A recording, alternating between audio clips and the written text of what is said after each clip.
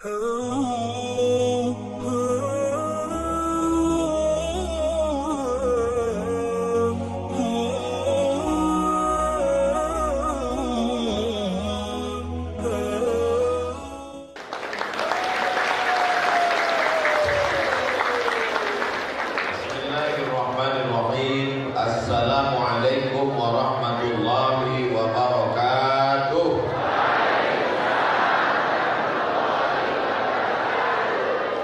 Apa kabar bapak-bapak, ibu-ibu semua? Sehat? Alhamdulillahi rabbil alamin. Wassalatu wassalamu ala asyrafil anbiya'i wal mursalin Sayyidina wa maulana Muhammadin wa ala alihi wa sahbihi wa man tabi'ahu ila yaumiddin. Yang sama-sama kita hormati pengurus Muhammadiyah, Aisyah, Kokam, para habaib, para asatidz, para guru-guru yang tidak dapat saya sebutkan satu persatu. Karena kalau disebutkan satu persatu sampai maghrib baru selesai. Insya Allah semuanya dimuliakan Allah Subhanahu wa Ta'ala. Amin ya Rabbal alamin.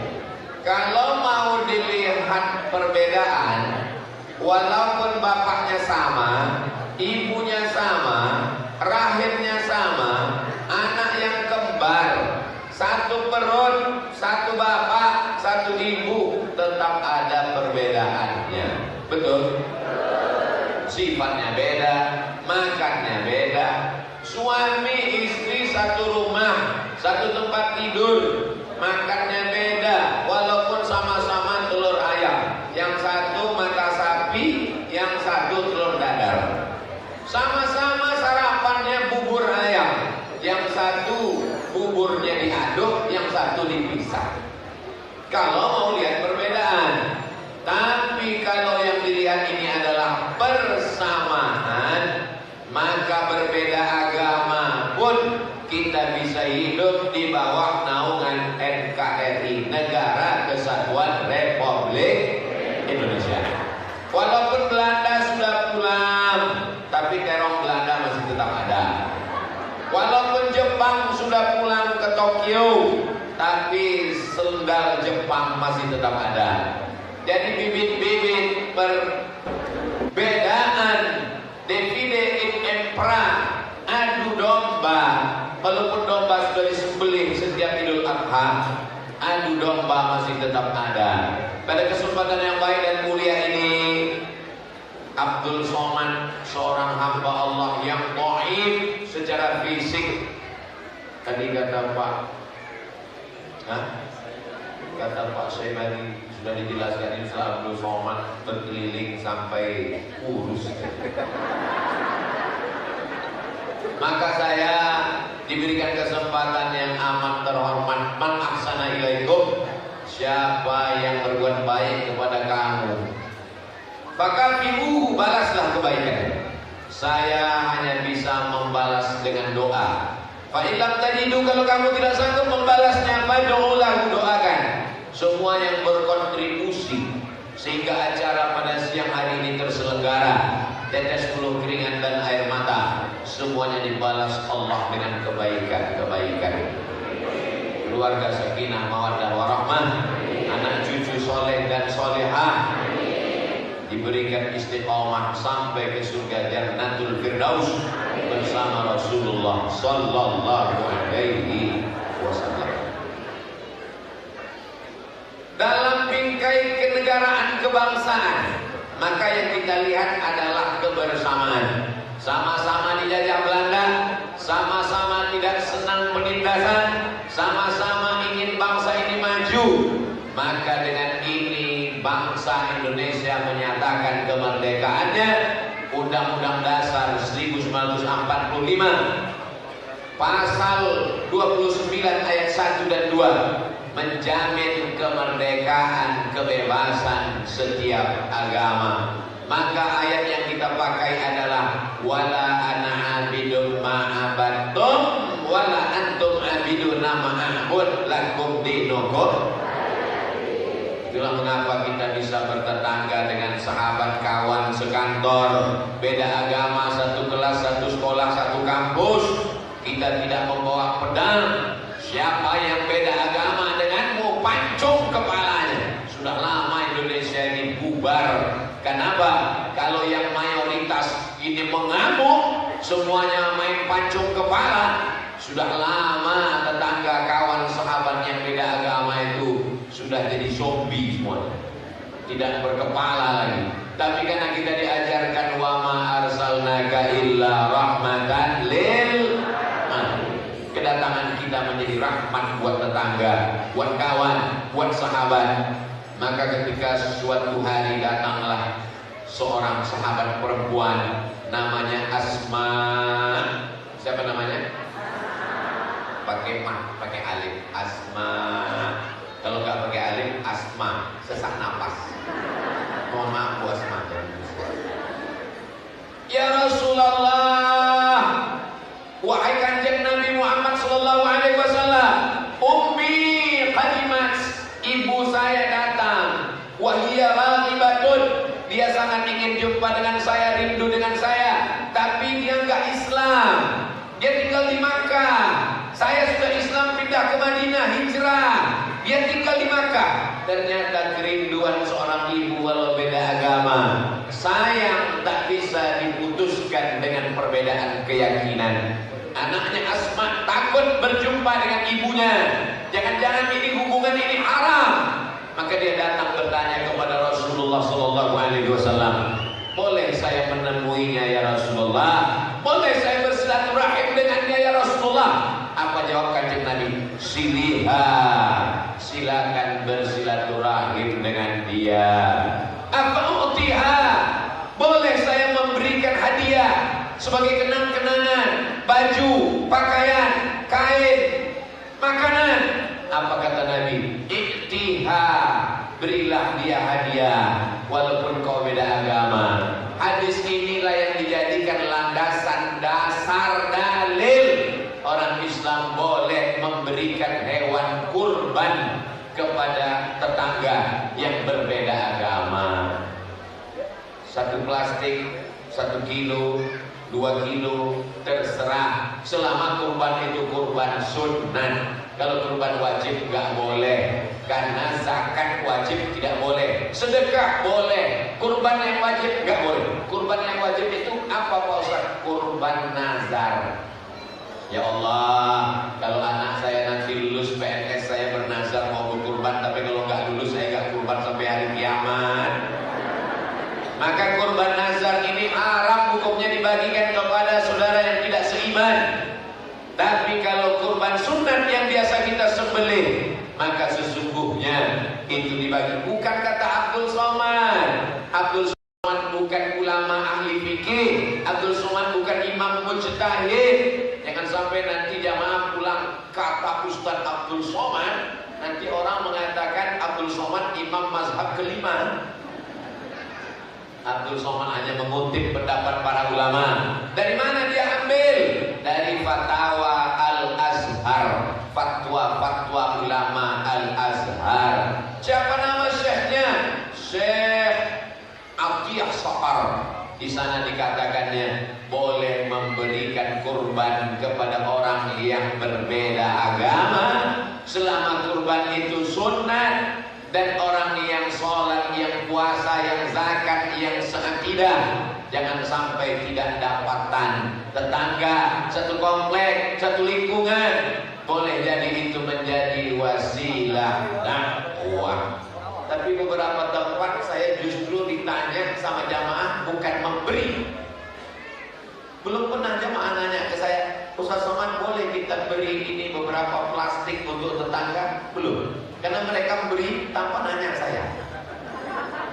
Justru nanya ke saya di masjid di Pekanbaru Riau, Ustaz Somad kami diberi 1 ekor sapi dari tetangga non muslim. 1 sapi. Gimana ini Pak Ustaz? Sapinya diterima karena kita boleh menerima hadiah dari orang berbeda agama. Dalilnya mana? Dalilnya waktu Nabi kirim surat ke Raja Mesir, namanya Jirjis, panggilannya Muqawqis, tinggalnya di Alexandria, ibu kota waktu itu kerajaan dari Kairo ke Alexandria di tepi laut Mediterania 200 km. Panjang umur sehat badan, kita umroh nanti mampir ke Kairo dan mampir ke Alexandria insyaallah. Ongkos tanggung masing-masing. Sampai di Alexandria, surat Nabi dibawa oleh tukang pos sahabat namanya Hatib bin Abi Balta'ah. Surat itu dibaca oleh Jirjis Muqawqis, dia kagum, lalu dia kirim hadiah untuk kanjeng Nabi Muhammad SAW. Yang pertama dia kirim madu asli, asal Banha. Banha satu provinsi di Mesir, produsen madu. Lalu kemudian sampai di Madinah, madu itu diminum Nabi. Habis madu itu diminum. Jadi kalau ada orang Yogyakarta dikasih hadiah madu, nggak mau minum karena diberi tetangga yang beda agama, kasih ke saya. Nanti saya akan salurkan ke yang lain. Saya minum juga. Lalu kemudian Nabi diberi kain. Karena waktu itu Alexandria produsen tekstil kain. Kain itu disimpan oleh Nabi dan dipakai oleh Nabi Muhammad SAW. Diberi kendaraan lebih besar dari kuda, lebih kecil dari keledai, namanya Bilal. Bilal itu pun ditunggangi oleh Nabi SAW. Diberikan dua perempuan hamba sahaya. Yang pertama namanya Sirin. Sirin diberikan kepada penyair. Kalau mau perang, penyair dipanggil membacakan syair, membangkitkan semangat juang. Lalu penyair Nabi namanya Hasan bin Sabit. Hasan, sini. Wis rabi apa urung? Hasan, kamu sudah nikah? Belum. Maka dinikahkan Nabi Hasan dengan Sirin. Jadi Hasan itu istrinya orang Mesir. Sirin punya kakak perempuan namanya Maria. Lalu kemudian Maria ini melahirkan seorang anak Nabi laki-laki. Nabi semua anaknya dari Khadijah. Yang pertama namanya Qasim, yang kedua namanya Zainab, yang ketiga namanya Ummu Kulsum, yang keempat namanya Fatimah, yang terakhir namanya adalah Abdullah. Lalu kemudian satu anak yang di luar Khadijah, dia adalah Ibrahim, umur 18 bulan meninggal. Makamnya di pemakaman Baqi. Tidak ada ikhtilaf antar ulama bahwa perempuan Mesir ini melahirkan anak laki-laki dari Sayyidina Muhammad SAW. Nabi tidak menolak hadiah yang diberikan oleh saudara yang berbeda agama. Inilah yang disampaikan oleh para kiai, para tuan guru, para ulama kita, sehingga NKRI hari ini tetap bisa hidup bertetangga, berdampingan, karena ada garis dan ada wasit. Ada, kalau main bola itu kan ada penengahnya. Kalau terjadi sesuatu, ada Kementerian Agama, ada organisasi sosial kemasyarakatan, ada namanya para tuan guru, kiai, alim ulama. Mudah-mudahan Indonesia tetap terjaga sampai hari kiamat, insyaallah. Amin ya rabbal. Ini perbedaan beda agama. Sebelum masuk ke dalam satu agama, kita bahas dulu perbedaan yang paling besar, yang paling mendasar. Kita sampai hari ini tetap meyakini siapapun yang bertuhan di negeri ini dijamin. Karena sila yang pertama adalah ketuhanan yang maha esa. Qul huwallahu ahad. Mintanya cuma sama Allah, Allahus somad. Tapi walaupun Allahnya, Tuhannya Allah, kalau hatinya tidak bersih, maka dia tidak akan diterima di hadapan Allah. Karena kalau kita nanti menghadap Allah, yauma la yanfa'u malun wala banun, hari itu tidak ada gunanya harta, tidak ada gunanya anak, illa man atallah, kecuali orang yang datang ke hadapan Allah biqalbin salim, membawa hati yang salim. Maksudnya Ustaz Salim Hafiz. Bapak Ibu yang dimuliakan Allah, Ustaz Somad itu ngomongnya kok teriak-teriak. Saya nggak teriak, sound sistemnya bagus. Nah, ini kan jam segini ini jam-jam gede. Setan lagi aktif. Kalau suara saya nggak, saya tahu orang Yogyakarta itu kan lembut.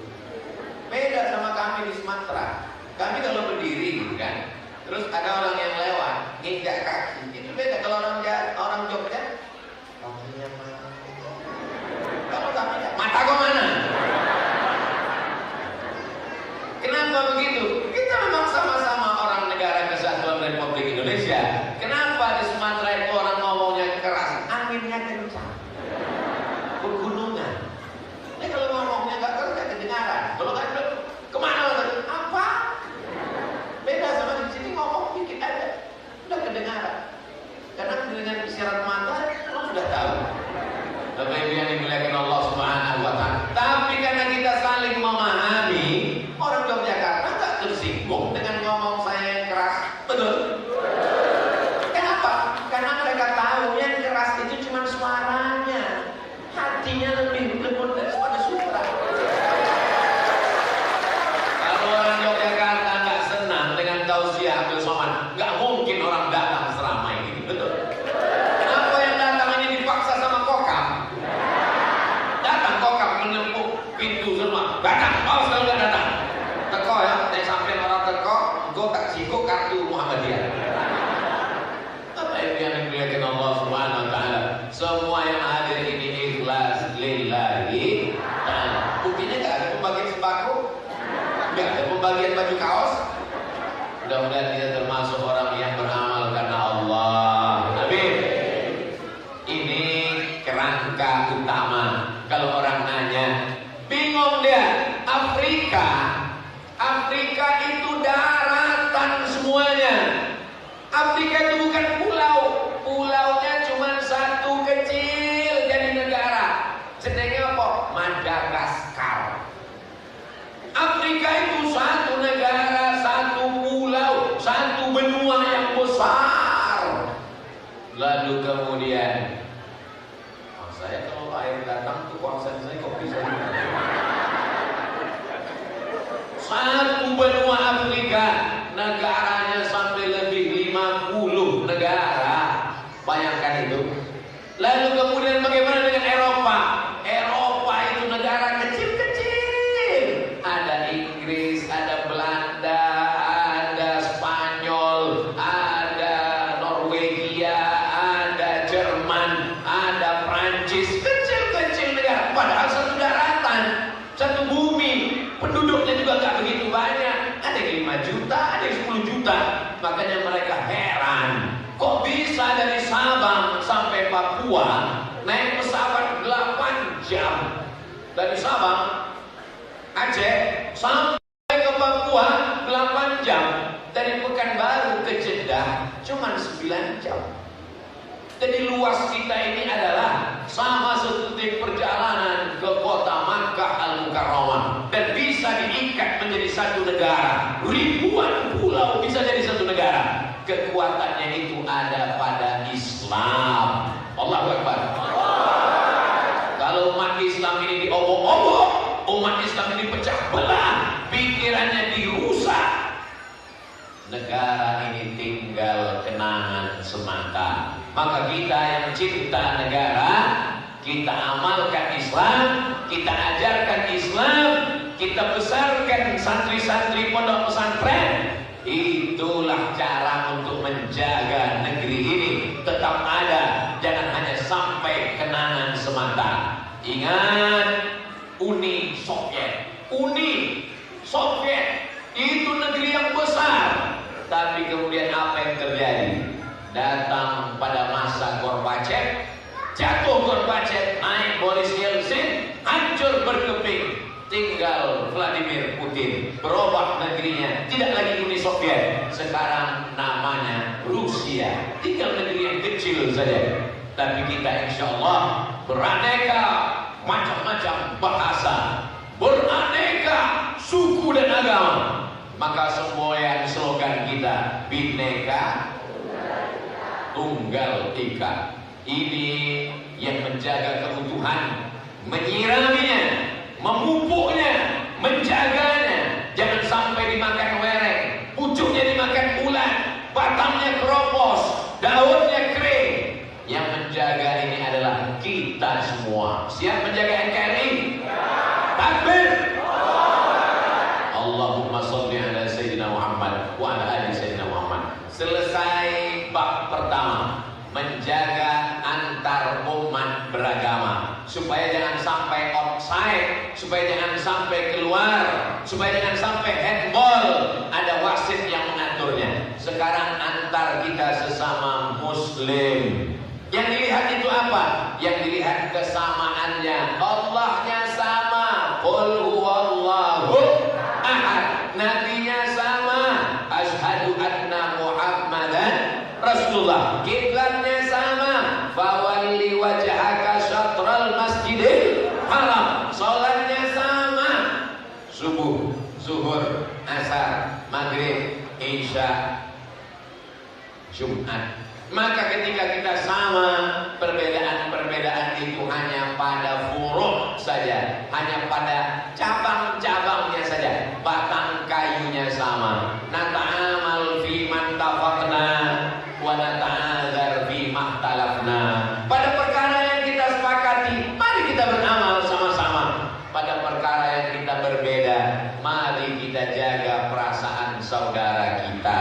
Nanti Bapak Ibu kalau pergi ke Pekanbaru, lewat Jalan Jenderal Sudirman, ada toko besar, di belakangnya ada Masjid Muhammadiyah. Tanya pengurusnya, pernahkah Ustaz Somad ceramah di sini? Pengurusnya akan jawab, Ustaz Somad jadwal rutin setiap zuhur di sini selama 2 tahun. Kalau dia nggak bisa jawab, berarti pengurus baru. 2 tahun rutin di belakang Ramayana Masjid Muhammadiyah. Nanti pergi ke Jalan Paus, itu ikan-ikan semua. Cari dari mulai ikan yang kecil sampai ikan paus. Setelah paus nggak ada lagi, karena ikan yang lain sudah dimakan paus. Ketemu nanti sama Masjid Muhammadiyah, besar logonya. Tanya pengurusnya, pernah Ustaz Somad ceramah di sini? Pengurusnya akan jawab, Ustaz Somad jadwal di sini 2 tahun berturut-turut, tapi selama 2 tahun itu nggak pernah jadi imam walaupun sekali. Setiap disuruh jadi imam, saya hanya tausiah, bacakan ayat, bacakan hadis. Namun untuk jadi imam, kenapa? Karena saya tahu saudara saya ini pakai mazhab Hambali. Bismillahnya sir. Mereka pakai majelis tanjih. Bismillahnya nggak bunyi. Alhamdulillahirabbil alamin. Sedangkan saya kalau jadi imam, bismillah saya jahar. Saya takut membingungkan jamaah yang di belakang. Nanti jamaah ini jadi pecah, bingung. Yang alim, yang ngerti, yang paham gak bingung. Tapi lebih banyak yang gak paham, yang gak ngerti, yang baru tobat, anak kecil, bapak-bapak. Saya tidak mau menyibukkan pikiran mereka. Maka saya tidak mau menjaga persaudaraan, lebih diutamakan, lebih dikedepankan. Nanti kalau pergi ke Pekanbaru, lewat di Jalan Ronggo Warsito, ada masjid namanya Masjid Akramun Nas, Komplek Universitas Riau. Itu yang mendirikan masjidnya namanya Bapak Muhammad Dia, orang Muhammadiyah. Saya di sana ngajar kajian hadis subuh, setiap subuh hari Sabtu. Berapa lama? 4 tahun. Setelah 4 tahun pindah ke Masjid Al-Falah. Kenapa pindah? Masjidnya nggak kuat lagi, mau meledak. Pindah masjid yang baru. Jadi saya pindah dari masjid itu bukan karena diusir pengurus. Hubungan kami tetap baik. Selama jadi pengajar di masjid sana, saya menghindari untuk jadi imam sholat subuh. Kenapa? Karena saya tahu di masjid itu imam tetapnya kalau subuh saya kalau di masjid dekat rumah saya, sami Allahu liman hamidah, Allahumma hdina fi man hadain. Saya pakai mazhab Syafi'i, subuhnya pakai kunut. Majelis tarjih pakai mazhab Hambali dan Hanafi. Mereka mentarjihkan tidak pakai kunut. Saya lebih selamat untuk menyerahkan imam tetap. Ustaz Somad maju ke depan, batuk. Kok batuknya nggak sembuh-sembuh? Saudara yang dimuliakan Allah Subhanahu wa taala. Tapi mereka semuanya tahu ini sahabat kami, ini kawan kami. Saya jadi banyak orang yang bingung. Tahun 1912 berdirilah Muhammadiyah.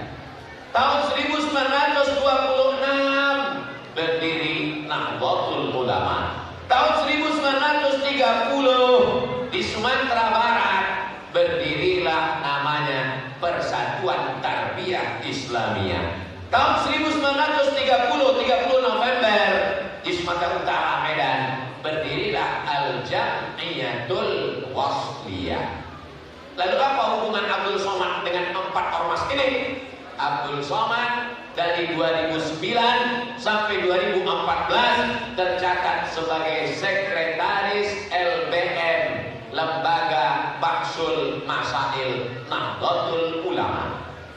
Lalu kemudian di Lazismu sebagai penasehat Lembaga Amil Zakat Muhammadiyah Riau. Di Perti belum tepuk tangan yang belum. Di Perti Persatuan Tarbiyah Islamiyah sebagai Komisi Fatwa Persatuan Tarbiyah Islamiyah. Di Al-Wasliyah Pusat sebagai Komisi Fatwa dan Komisi Dakwah. Jadi orang yang mau buat laporan ke atas dia bingung. Ini 4 kok jenenge ono. Siji loro telu papat. Siji loro telu papat kok namanya ada di 4. Ini sebetulnya warnanya apa?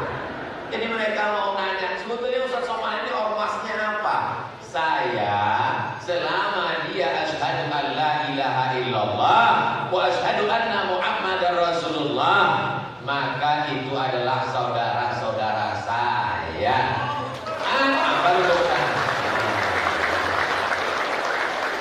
Jadi kalau saya tausiah di beberapa daerah, bingung orang. Yang awal saya lapisan pertama brigade masjid, lapisan yang kedua kokam, lapisan yang ketiga pemuda Pancasila. Oh merah loh, Ustaz ini sebetulnya apa? Loh, kartu PP saya 2, 1 PP Riau, 1 PP Sumatera Utara. Makanya baju seragamnya ada di rumah, enggak saya bawa. Saudara yang dimuliakan Allah Subhanahu wa taala, saya memahami bahwa ormas ini adalah wadah untuk kita bersatu bersama, kita melihat titik persamaan. Dulu memang terjadi konflik di tempat kami antara kunut gak kunut sampai kelahi. Tapi alhamdulillah sekarang sudah gak kelahi lagi karena sama-sama gak sholat subuh.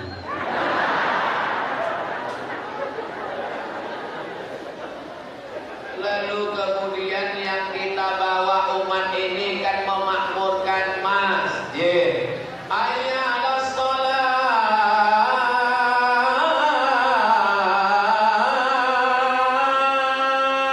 Enggak pakai kunut. Kan saya 'alas shalah. Adapun dalam masalah perbedaan, Imam Ahmad bin Hanbal, Imam Hambali enggak pakai kunut. Imam Syafi'i pakai kunut sampai tinggal dunia. Tapi apa kata Imam Ahmad bin Hanbal? Da'autu li Syafi'i fi sholati. Aku doakan Imam Syafi'i dalam sholatku 40 sana, 40 tahun mendoakan Imam Syafi'i. Walaupun mereka berbeda dalam masalah furu', begitu akhlak mereka dulu. Suatu ketika Imam Malik bin Anas Maliki dengan Imam Nu'man bin Thabit Hanafi berdebat. Datang Imam Laith bin Sa'ad dari Mesir. Imam Laits bin Sa'ad datang. Imam Syafi'i belum lahir. Karena Imam Syafi'i lahir ketika Imam Hanafi meninggal. Imam Hanafi meninggal tahun 150. Imam Syafi'i lahir. Saya sangka tadi suara hujan. Rupanya nyamuk masuk. Imam Hanafi berdebat dengan Imam Maliki. Datang Imam Laits bin Sa'ad bertanya kepada Imam Hanafi. Hanafi, ya, tadi ketika kamu berdebat, saya lihat keningmu berkeringat. Ada apa? Kata Imam Hanafi, belum pernah saya ketemu orang yang hafalan hadisnya sekuat Imam Maliki. Setelah itu Imam Laits bin Sa'ad menemui Imam Maliki. Imam Malik, ya, saya tadi lihat wajahmu seperti berpeluh. Apa kata Imam Malik? Saya belum pernah ketemu orang yang hujahnya, argumentasinya sekuat Imam Hanafi. Walaupun mereka berbeda, mereka saling membesarkan, mereka saling memuji, mereka saling menghormati dan memuliakan. Itu akhlak salaf, akhlak ulama zaman dulu. Orang sekarang kalau ditanya, apa pendapatmu tentang Abdul Somad? Abdul Somad bodoh, tolol, gak punya apa-apa. Tapi detailnya panjang, detailnya aja panjang, badannya kurus, otaknya kecil. Hari ini saya ketemu dengan orang-orang yang saling membesarkan. Di sebelah kanan, di sebelah kiri. Di sebelah kiri saya orang yang dalam tubuhnya mengalir darah Nabi. Saya mencintainya, maka disebut dengan Habib. Namanya Habib Ja'far Al-Jufri atau Al-Jifri. Ja'far Al-Jufri. Di sebelah kanan pula Ustaz Salim Al-Jogjawi. Dua-dua pakai Al. Saudara yang dimuliakan Allah Subhanahu wa taala. Dulu kalau disebut Al itu untuk menandakan asal daerah atau fam keturunan. Makanya ketika kita membaca kitab, judul kitabnya, judul pengarang nama penulisnya Syekh Soleh Darat As-Samarani. Samarani artinya Semarang. Syekh Soleh Darat As-Samarani, Syekh Soleh Darat As-Samarani, Parang Semarang. Saya waktu datang ke Semarang, saya cari makamnya di mana, saya ziarah untuk napak tilas. Syekh Soleh Darat As-Samarani punya dua orang murid. Yang pertama muridnya namanya Muhammad Darwish, yang ketika sampai ke kota Makkah Al-Mukarramah berubah namanya menjadi Syekh Kiai Haji Ahmad Dahlan. Satu lagi muridnya namanya Syekh Kiai Haji Muhammad Hashim Asy'ari. Dua-duanya sama-sama murid Syekh Soleh Darat As-Samarani. Ada satu lagi ulama besar namanya Syekh Khalil bin Abdul Aziz Al-Bangkalani. Ada lagi namanya Syekh Musnidud Dunia, ahli sanatnya dunia, namanya Syekh Yasin Al-Fadani, Padang. Ada lagi namanya ulama besar seangkatan dengan Syekh Hashim Asy'ari, namanya Syekh Baqir Al-Jogjawi dari Jogja, namanya Syekh Baqir. Semua biografi ulama ini ada dalam disertasi S3 saya yang saya tuliskan lengkap dengan footnote-footnote-nya untuk mengenalkan kepada anak-anak kita bahwa negeri kita ini dulu diisi oleh para ulama yang menjaga persatuan dan kesatuan. Setelah mereka pulang ke negeri ini, mereka menjadi pencerah, mereka menjadi matahari yang terang benderang, mereka menjadi bulan purnama di tengah malam gelap gulita. Mudah-mudahan simbol ini berlanjut. Jangan sampai anak-anak kita menjadi perusak, pengadu domba. Belanda Ireng. Belanda kok Ireng? Belanda kan putih, kulitnya hitam seperti kita, tapi otaknya otak Belanda. Belandanya sudah pulang potang-anting dengan teriakan Allahu Akbar. Ulama dulu berteriak Allahu Akbar. Belanda lari, maka tinggallah Belanda hitam yang warnanya kulitnya sama seperti kita, hidungnya pesek sama seperti kita, tapi otaknya lebih jahat dari Belanda. Mudah-mudahan Allah menyelamatkan anak-anak kita, insya Allah. Ibu-ibu kecil, dibawa anaknya. Takut anaknya nangis, dibelikan balon Upin Ipin. Ustaz kau tahu tadi kelihatan, sekarang udah hilang, udah terbang. Inilah ibu-ibu yang solihah, yang menjaga anak-anaknya menjadi bingkai perekat negara Kesatuan Republik Indonesia di masa akan datang, insyaallah. Saudara yang dimuliakan Allah Subhanahu wa taala, jadi kalau kita diikat dalam satu bingkai, berbeda agama bisa bersama, berbeda ormas bisa bersama, apalagi kalau hanya berbeda seragam. Saya pakai peci warnanya merah, Ustaz Faisal pakai peci warnanya hitam, Ustaz Salim pakai belangkon. Ini namanya belangkon syariah. Lalu kemudian Habib Ja'far pakai peci warna putih. Kita semua dengan, ada yang nggak pakai tutup kepala, ada yang nggak masalah. Kita tidak pernah permasalahkan, karena menutup kepala tidak wajib, bukan rukun, bukan syarat, hanya sunnah. Ada pakai sarung, mereka dua pakai sarung, walaupun tetap pakai celana panjang.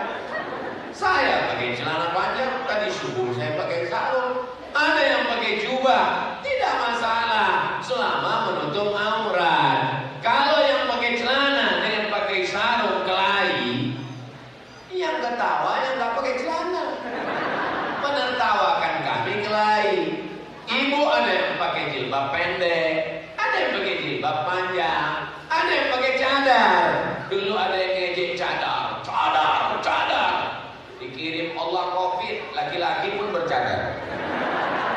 Akhirnya 2 tahun kita bercadar.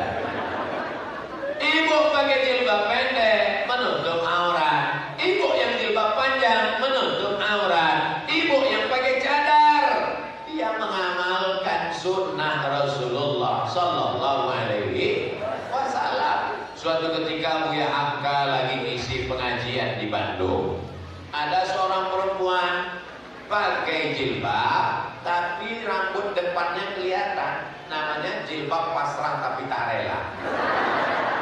Dia pasrah untuk pakai jilbab, tapi yang depan ini masih belum rela. Kukunya masih pakai kutek. Setelah ngaji dia datang ke Buya Hamka, Buya, ya saya belum bisa pakai jilbab untuk semua, dan kuku saya masih pakai kutek. Kata Buya Hamka, ya nggak apa-apa. Nanti kalau imanmu menebal, kutekmu menipis.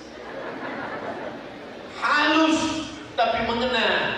Nanti kalau imanmu menebal, kutekmu menipis. Kalau imanmu memanjang, kukumu memendek. Jilbabmu akan sepanjang imanmu, kau akan menjadi yang sempurna. Karena dakwah ini ngajak, bukan ngejek. Dakwah ini merangkul, bukan memukul. Kalaulah Nabi dulu berdakwah hanya dengan mengusir, menghalau, kita masih ingat bagaimana hadis seorang Arab Badui masuk ke dalam masjid kencing. Kencing itu fisik. Lalu kemudian datang sahabat mau memancung kepalanya. Saya pancung kepalanya ya Rasulullah. Kata Nabi, da'hu wa sya'nan, biarkan dia menyelesaikan urusannya. Setelah urusannya selesai, Nabi minta dibawakan air 1 timba. Waktu itu Masjid Nabawi masih pasir, disiram saja bekas air kencingnya itu, sehingga air najis di atas turun ke bawah, selesai. Bayangkan kalau Nabi waktu itu mengatakan, ya Rasulullah ada orang kencing, selesaikan dalam waktu yang sesingkat-singkat. Ud'u ila sabili rabbik, ajaklah orang ke jalan Allah bil hikmah, dengan kata-kata hikmah, wal mau'izatil hasanah, suri tauladan yang baik, wajadilhum, kalau perlu berdebat, debatlah, billati hiya ahsan, berdebat dengan cara yang santun. Suatu hari sekitar tahun 2017, saya sedang duduk-duduk di Pekanbaru, masuklah SMS. Masih pakai SMS kan? Masuk SMS. Saya Profesor, siapa nama ketua Muhammadiyah yang kemarin kita ziarah ke makam?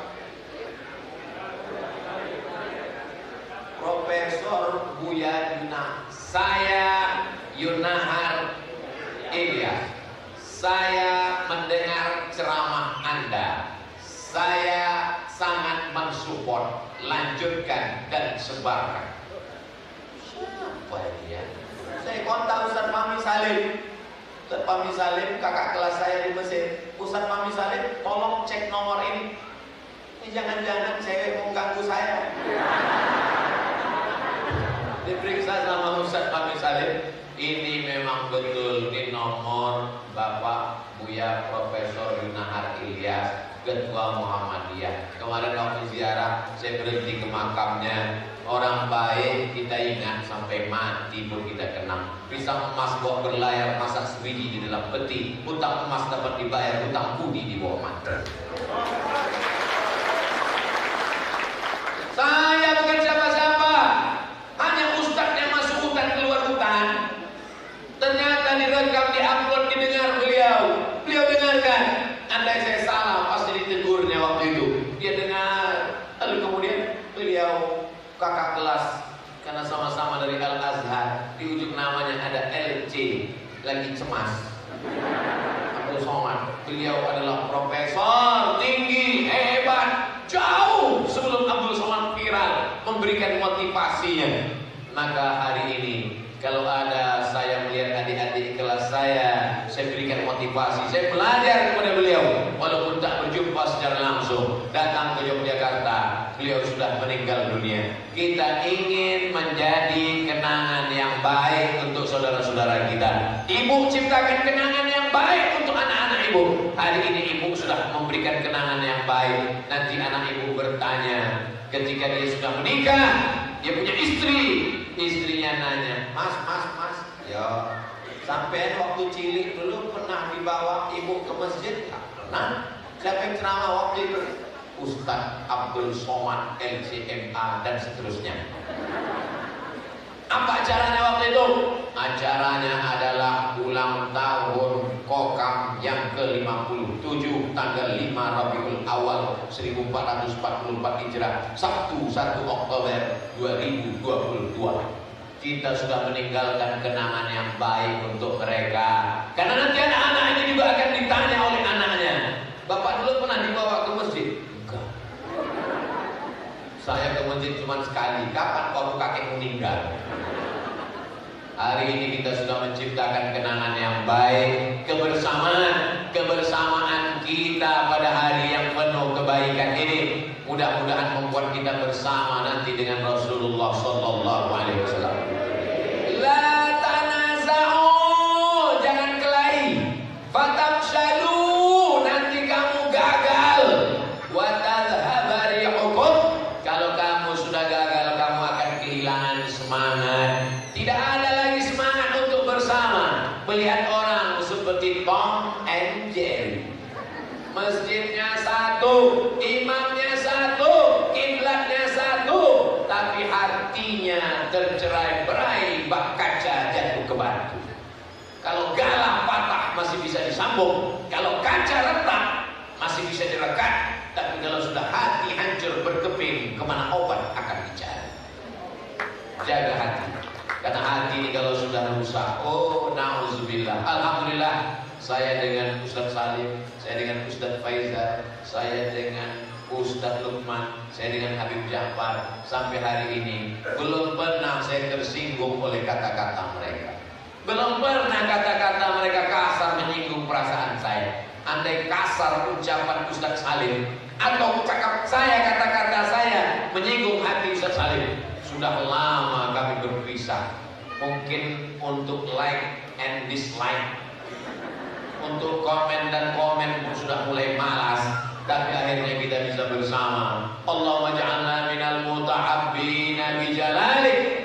Jadikan kami semua bersaudara karena Engkau ya Allah. Bersaudara karena harta akan binasa. Enak berteman itu kan karena sama-sama kaya. Betul? Tuh yang kaya kan? Kaya dia, kaya kita. Enak. Dia mobilnya mewah, kita mobilnya mewah. Enak. Dia pakai mobil mahal, mewah. Kita pakai motor. Sudah gak enak berteman. Sama-sama kerja, dia kerja kita kerja, satu kantor enak, dia kerja kita pensiun, sudah mulai nggak enak. Tapi kalau kita berteman karena sesuatu yang tidak akan lapuk karena hujan dan tidak akan lekang karena panas, itulah dia berteman bersahabat karena la ilaha illallah Muhammadun Rasulullah. Kalimat haqqin 'alaiha nahya. Dengan itu kita hidup, wa 'alaiha namutu. Dengan itu kita mati, wa biha nub'atsu. Dengan itu nanti kita akan dibangkitkan di padang mahsyar. Kita hidup dengan la ilaha illallah, kita mati dengan la ilaha illallah, kita dibangkitkan di padang mahsyar dengan la ilaha illallah, dan kita semua akan masuk surga bersama ahli la ilaha illallah Muhammadur Rasulullah. Kita mati nggak bawa seragam, yang kita bawa mati nanti adalah baju putih, kain putih. Saya bukan ngejek seragam, yang punya seragam tetap disimpan, tetap dicuci, karena itu adalah identitas. Pakaian ini identitas kita. Saya pakai peci, saya pakai sorban, saya pakai koko, ini identitas.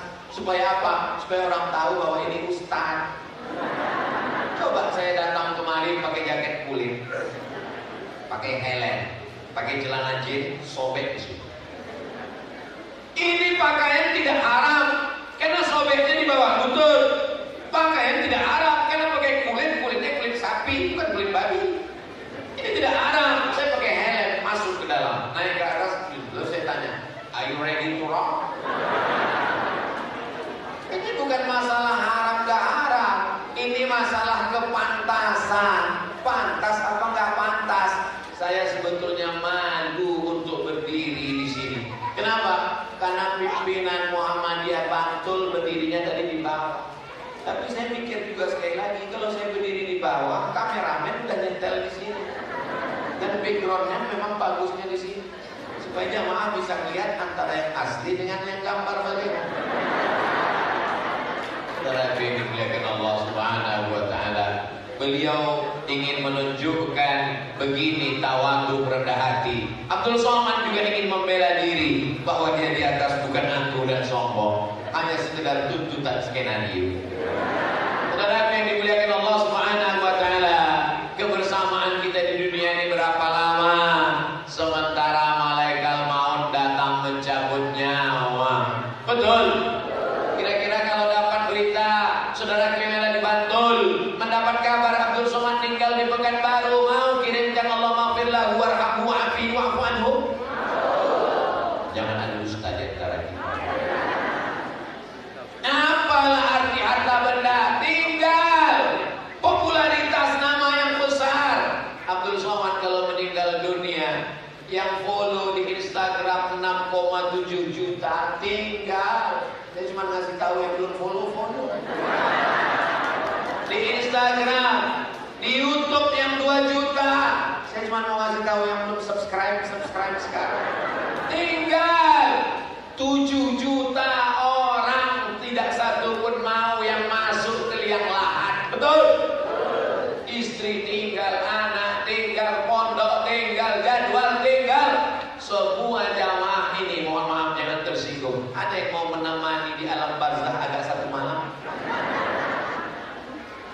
Yang kekal abadi hanya persaudaraan kita. Saya lagi makan ikan teri. Ikan teri tahu? Lagi makan ikan teri sambal.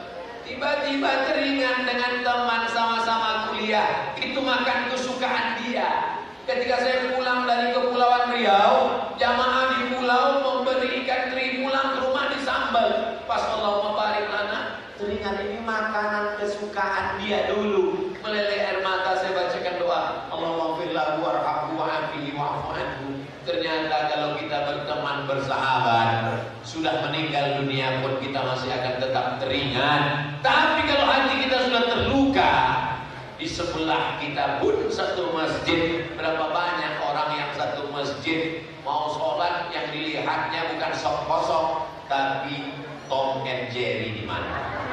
Oh dia di sebelah sana, saya kemarin. Oh dia di sini, saya ke sana. Sebetulnya kemarin saya mau datang pengajian Ustaz Somad, terus kok nggak datang? Ada Tom di sana, saya pulang aja Pak Ustaz. itu tidak ada di Bantul. Memang dulu orang seperti ini pernah ada di Bantul, tapi sekarang udah meninggal. Sekarang ini yang ada di Bantul ini semua orangnya baik-baik semua, betul? Semuanya soleh dan solehah, betul? Mungkin tadi sebelum datang dia tidak soleh, tapi setelah datang di majelis ilmu barokah para asatidz, pulangnya dia menjadi orang yang baik. Berapa banyak orang yang dari rumahnya tidak baik, namanya suraqah, bahasa Arabnya suraqah, sampai ke Indonesia jadi serakah. Niatnya mau membunuh Nabi, karena kepala Nabi dihargai 100 ekor onta. Siapa yang bisa memancung kepala Muhammad, maka dia dikasih 100 ekor onta. Suraqah pun menaiki kudanya, dia kejar Nabi Muhammad SAW sampai di tengah jalan, ujung kaki kudanya masuk ke dalam pasir, terperosok, terguling, dan dia terjatuh. Di situ dia sadar, yang kukejar ini bukan manusia biasa, ini pastilah Rasul utusan Allah Subhanahu wa Ta'ala. Dia naik ke atas kudanya, dia kejar Nabi Muhammad, dia hadang sampai di depan. Lalu dia katakan, engkau bukan manusia biasa Muhammad. Aku sudah bolak-balik mengejar orang tidak pernah jatuh. Aku pembunuh bayaran, 100 ekor onta pengganti kepalamu. Tapi saksikanlah, hari ini aku tidak ingin membunuhmu. Aku hanya akan pulang. Asyhadu an la ilaha illallah wa asyhadu anna Muhammadan Rasulullah. Apa kata Nabi? Adzin anna, wahai Suraqah, sembunyikan berita tentang kami. Nabi melanjutkan perjalanan menuju kota Al-Madinah Al-Munawwarah. Suraqah bin Malik pulang ke kota Makkah Al-Mukarramah. Dia pulang membawa lebih mulia daripada 100 ekor onta. Dia pergi ingin membunuh Nabi, dia pergi ingin memancung Nabi, dia pergi ingin mencari harta, tapi dia pulang membawa iman kepada Allah Subhanahu wa Ta'ala. Tapi berapa banyak orang yang dari rumah niatnya baik, Bismillahirrahmanirrahim, la haula wala quwata illa billah. Sampai di jalan dia mengadu domba, menanamkan permusuhan, mencaci maki, riba, sumpah serapah, mengambil duit haram.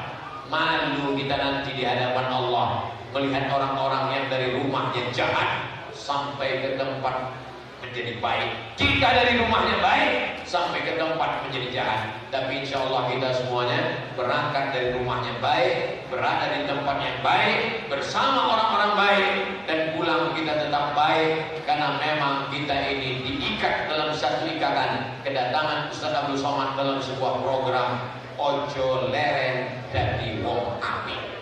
Insya Allah saya coba ini lakukan. Allah Subhanahu wa Ta'ala.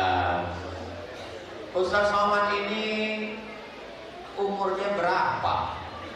Saya lahir 1977. Insya Allah meninggal 2040. Kalau ikut Nabi Muhammad SAW 63 tahun. Tapi setelah COVID-19 kemarin, cara berpikir saya berubah. Dulu saya pikir mungkin aku nanti matinya tahun 2040. Sekarang 2022 ya 18 tahun lagi lah. Tapi setelah COVID kemarin berpikir saya berubah. Karena anak SD meninggal, SMP meninggal, SMA meninggal. Saya tahu umur saya tak sampai 2040. Nanti malam pun bisa mati. Kalau aku mati nanti malam, berarti aku berhenti buat dosa besok pagi. Andai aku hidup besok pagi, berarti aku masih bisa buat amal soleh ke Merapi Merbabu di bawah oleh Ustaz Salim Abdillah. Andai mati saya mati nanti malam, pahalanya sudah dapat. Innamal a'malu binniyat. Pikir apik, ngomong apik, amal apik, insya Allah itu sing apik-apik.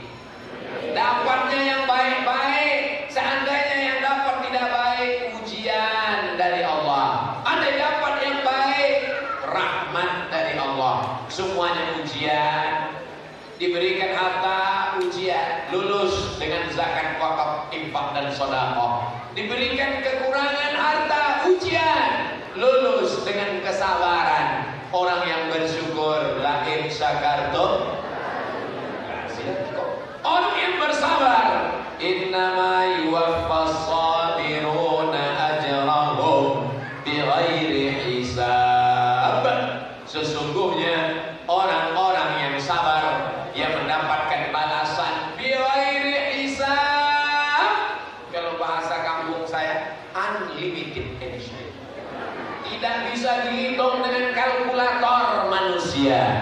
sesuai dengan tema kita, menjalin ukhuwah, merawat NKRI, Negara Kesatuan Republik Indonesia. Kebangsaan berbeda agama sudah, di dalam sama-sama agama Islam sudah. Pembahasan yang terakhir adalah bagaimana menjaga yang bukan manusia.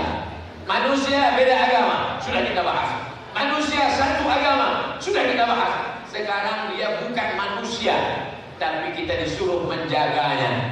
Seorang perempuan, wanita tunasusila, pekerjaannya kotor, zina.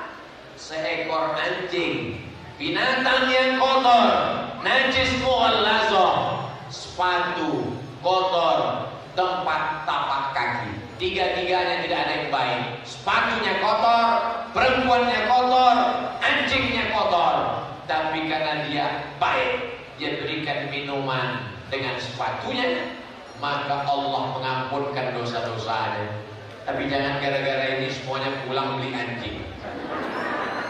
Karena ini ceritanya tentang Bani Israel zaman dulu. Waktu itu belum dilarang memelihara anjing. Adapun di zaman sekarang, syariat Nabi Muhammad SAW, kalau bukan menjaga kebun, bukan menjaga rumah, bukan pula untuk berburu, siapa saja yang memelihara anjing satu hari pahalanya dikurangi sebesar bukit Uhud, sementara amalnya sebesar bisul. Jadi setiap hari amalnya min kurang. Malaikat tidak masuk. Makanya malaikat Jibril lama tidak datang membawa wahyu. Gara-gara ada bangkai anak anjing di bawah tempat tidur. Sampai akhirnya datang Khawlah mengambil dengan batang sapu. Setelah itu barulah datang malaikat Jibril alaihissalam. Turunlah ayat, Nabi pun bertakbir, Allahu Akbar. Wadduha wal laili idza saja ma wadda'aka rabbuka wa ma qala. Allah tidak meninggalkanmu, Allah tidak membiarkanmu. Jibril, kenapa kamu lama tidak datang? Kata Jibril, ada bangkai anak anjing. Bangkai anak anjing saja menyebabkan malaikat rahmat tidak datang, apalagi anjing herder sehat-sehat 10 ekor. Anjingnya pakai sampo, dia nggak mandi-mandi. Bagaimana rahmat Allah turun? Jadi Pak Ustadz, malaikat nggak masuk ke rumah kita. Yang nggak masuk itu malaikat rahmat, malaikat maut masuk. Saudara yang dimuliakan Allah Subhanahu Wa Taala, ada seekor kucing yang tidak makan, kasih makan. Ada orang yang mau motong, menyiksa binatang, kasih tahu dia jangan siksa binatang. Ada seorang sahabat mengambil api membakar sarang semut. Dia senang melihat semut lari kotak-pantik. Apa kata Nabi? Apa kata Nabi sallallahu alaihi wasallam? La yu'adzibu bin nar illa rabbun nar. Tidak boleh membunuh kecuali pemilik api. Tidak boleh menyiksa dengan api kecuali pemilik api. Siapa pemilik api? Allah Subhanahu wa Ta'ala. Ada seorang menarik kambing. Kambing dia tarik, dia jatuhkan ke tanah, dia injak, dia asah pisaunya. Nabi marah. Aturidu antumitaha mautatin. Apakah kamu mau menyiksa, matikan binatang ini berkali-kali? Tidak boleh mengasah mata pisau di depan mata kambing. Makanya kambing itu kemarin saya lihat ditutupi matanya dengan telinga kambing yang panjang. Ditutupi matanya. Kenapa? Tidak boleh menteror kambing. Menteror kambing aja nggak boleh, apalagi menteror ustaz. Saudara yang dimuliakan Allah Subhanahu Wa Taala, kita jaga kebaikan-kebaikan ini. Kita ajarkan kepada anak-anak kita. Insya Allah apa yang kita cita-citakan, kebersamaan kita, keutuhan negara kita akan berlanjut.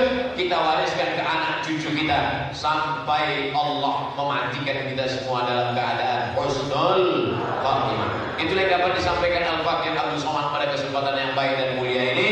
Terima kasih segala perhatian. Mohon maaf atas segala kesilapan dan kekhilapan. Aku qouli hadza astaghfirullah li wa lakum. Wassalamualaikum warahmatullahi wabarakatuh. Waalaikumsalam.